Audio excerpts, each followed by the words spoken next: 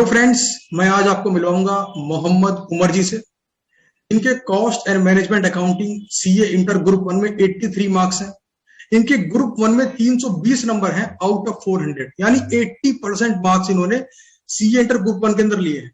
और फाउंडेशन में इनकी रैंक भी थी रैंक 42। इनसे बहुत सारी बातें पूछेंगे। उन्होंने कैसे तैयारी करी, कैसे अपने आप को प्रिपेयर किया और कैसे ये कॉस्टिंग के अंदर 83 मार्क्स लेके आए हैं। और सबसे पहले इनको many many congratulations. Thank you sir. आपने बहुत मेहनत की है। आपकी जर्नी एक बार बता दीजिए कि आपने कैसे मेहनत करी, कैसे आपके मन में आया कि भाई सीए करना है और कैसे इसके आगे बढ़ते जा रहे हैं आप। जी सर, तो क्लास 10th में डिसाइड किया था कि चार्टर्ड अकाउंटेंसी करनी है, फिर कॉमर्स का डिसीजन लिया। मेरा एक फ्रेंड था सार्थक, तो उसके साथ मिलके जो है हमने डिसीजन लिया था कि सीए करना है। तो 11-12 से ही हमारा बिल्कुल फर्म एम था कि सीए ही करना है। फिर 12th के बाद हमने कोचिंग ज्वाइन करी सीए की। फाउंडेशन पर अलीगढ़ से ही किया था। इंटरमीडिएट के लिए हमने सोचा कि जो है अगर फेस टू फेस मिल सके, लेकिन फिर यही देखा कि पेन ड्राइव में और इसमें ऑनलाइन मोड में ज्यादा अच्छे टीचर थे।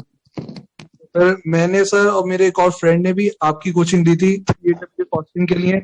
एंड सर मेरे फ्रेंड का भी क्लियर हो गया और सर मेरे 83 मार्क्स आए।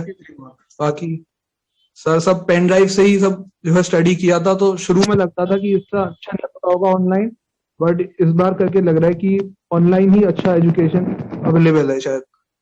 तो ऑनलाइन से आपके बहुत टाइम सेव हो जाता है। जी सर, काफी ट्रैवलिंग टाइम काफी सेव, ट्रांसपोर्टेशन का टाइम सेव हो जाता है आपका। और उसके अलावा आपको अपने हिसाब से पढ़ सकते हो, भाई सुबह पढ़ना है, दोपहर पढ़ना है, रात में पढ़ना है, अपने हिसाब से मैनेज कर सकते हो। कभी मन नहीं करता तो बाद में पढ़ सकते हो। तो सब जी कुछ सर, दो लेक्चर भी देख सकते हैं। डाउट पूछना हो तो व्हाट्सएप नंबर होता है, ईमेल होता है, डाउट से आराम से पूछ सकते हो। बल्कि पेन ड्राइव के अंदर आप ज्यादा कनेक्टेड हो अपने कोर्स से और अपने हिसाब से कर सकते हो चीजों। जी सर, मिस होने का बिल्कुल इसमें वो नहीं, इसमें मिस हो जाती है क्लास।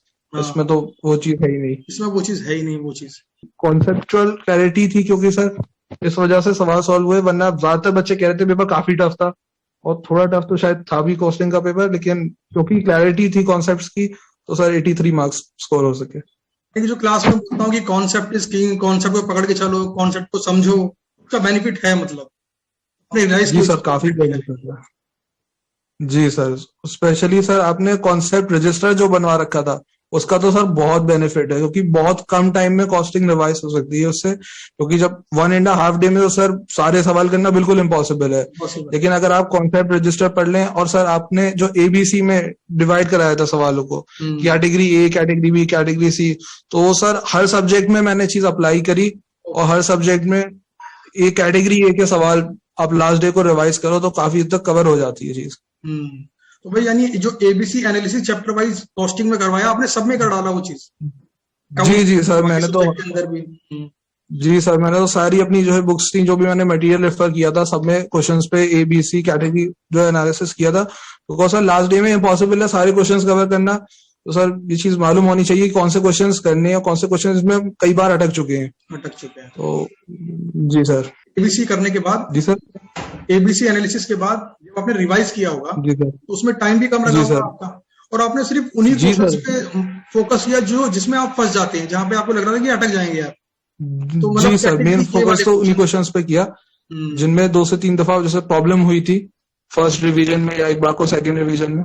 ओके, उनको आपने बिल्कुल फोकस में किया। अच्छा, आपने कितनी बार रिवाइज किया कॉस्ट एंड मैनेजमेंट अकाउंटिंग के सब्जेक्ट को? सर कॉस्टिंग मैंने 3 टाइम्स तो मिनिमम कर ही लिया, और इफ लास्ट डे का भी मिला लें तो 4 टाइम्स। 4 टाइम्स कर लिया आपने। जैसे आपने पढ़ाई की, ग्रुप 1 की पढ़ाई की आपने, बेसिकली ग्रुप 1 की आपने पढ़ाई को कैसे मैनेज किया? मतलब एक दिन में 2 सब्जेक्ट या फिर एक दिन में एक ही सब्जेक्ट? सर एक दिन में यूजुअली 2 सब्जेक्ट्स रहते थे। जैसे कि एक मैं लॉ को यूजुअली रखता था डेली में, क्योंकि लॉ मैंने शुरुआत से इतना रिवाइज, तो लॉ मैंने अगस्त से मेन रिवाइज करना शुरू किया। तो लॉ मेरा ऑलमोस्ट डेली में रहता था 2 आवर्स में भी, और मेन सब्जेक्ट को 5 आवर्स और मे बी 6 आवर्स। जैसे सर मैंने बहुत ज्यादा तो मैं आवर्स स्टडी नहीं करता था, लेकिन कोशिश करता था कि डेली टारगेट जो सेट किया है वो मीट होता रहे, कि अगर एक सब्जेक्ट को फर्स्ट रिवीजन 1 वीक के अंदर करना है तो वो चीज अचीव हो सके। प्रॉपर प्लानिंग की आपने कि कब कितना रिवाइज करना है, किस सब्जेक्ट को कैसे पढ़ना है अपने को? जी सर। और आपने मतलब आपके फेवरेट सब्जेक्ट कौन से रहे इसके अंदर? सर फेवरेट सब्जेक्ट जैसे मुझे अकाउंट्स सबसे इजी लगा, काफी इजी लगा अकाउंट्स। और सर सेकंड में भी मैं कॉस्टिंग को ही कहूंगा, क्योंकि जो टैक्स है बहुत ही डिफिकल्ट सब्जेक्ट था। और लॉ भी थोड़ा सा ट्रिकी था, मतलब लॉ बाद में रिवाइज कर करके तो थोड़ा इजी लगने लगा, बट टैक्सेशन सबसे डिफिकल्ट था। कॉस्टिंग में जो जी सर। अप्रोचेस हमने करवाई थी, रेड लाइट अप्रोच, जी सर। अप्रोच, डीसीपी अप्रोच, जी सर, स्पेशली सर सबसे ज्यादा तो आपका वो याद आता है, आपने जो रेशियोज के लिए कराई थी, activity ratio, capacity ratio, efficiency ratio के लिए बहुत रूप का एक काम होती है, ACE, SAS, BBA। तो उससे सर काफी इस तरह के फॉर्मूले से फायदा हुआ याद रखने में फॉर्मूलाज को। सर जैसे EOQ का फॉर्मूला था, वो भी सर आपने उसमें सलमान खान फॉर्मूला से डिस्क्राइब किया था। सर इस तरीके से काफी याद रहे फॉर्मूलाज। उनसे रिकॉल करने में काफी हेल्प मिली और याद करने में काफी हेल्प मिली। जी सर, काफी हेल्प रही उसमें। और स्पेशली सर एक और चीज, जैसे आपने स्टैंडर्ड कॉस्टिंग में जो 8 बॉक्स टेक्निक बताई थी, वो सर बहुत हेल्पफुल थी। कुछ आप बताना चाहें, गाइडेंस देना चाहें स्टूडेंट को कि भाई कैसे प्रिपेयर करें कॉस्टिंग पेपर को, प्रैक्टिकल पेपर को कैसे प्रिपेयर करें, थ्योरी पेपर को? कुछ ट्रिक एंड टेक्निक्स देना चाहें आप, तरीके, शॉर्टकट्स? सर प्रैक्टिकल पेपर में एक चीज तो कॉन्सेप्ट रजिस्टर की तरह की चीज जरूर होनी चाहिए, जिससे सर इजीली चीज रिवाइज हो जाए without doing all the questions.